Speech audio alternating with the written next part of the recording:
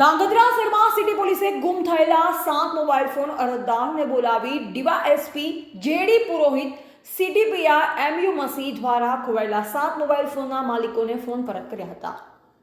સુરેન્દ્રનગર જિલ્લા પોલીસ વડા ડોક્ટર ગિરીશ પંડ્યાની સૂચના હેઠળ ખોવાયેલ ગુમ થયેલ મોબાઈલની જે અરજીઓ આવે ત્યારે તે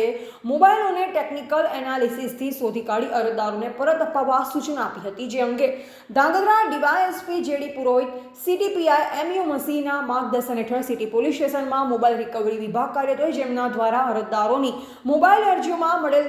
IMEI નંબરો ટ્રેસમાં મૂકી અલગ અલગ કંપનીના કુલ 7 મોબાઈલ ફોન રિકવર કરી અરજદારોને ધાંગધ્રા સિટી પોલીસ સ્ટેશન ખાતે બોલાવી ડીવાયએસપી જેડી પુરોહિત અધ્યક્ષમાં સીટીપીઆઈ એમયુ મસી, head constable Khumansinh Dodiya, Alpeshbhai, computer operator Sanjaybhai Patel દ્વારા સિટી પોલીસ સ્ટેશન ખાતે મૂળ માલિક વિમલભાઈ દિલીપભાઈ ત્રિવેદી રહે ધાંગધ્રા, હરિઓમ પાર્ક, હળવદ રોડ, ઉમેશભાઈ અમરસિંહભાઈ લકુમ રહે પ્રથુગઢ તાલુકા ધાંગધ્રા, જિલ્લા સુરેન્દ્રનગર, કાંતિલાલ ચતુરભાઈ પટેલ રહે ધાંગધ્રા,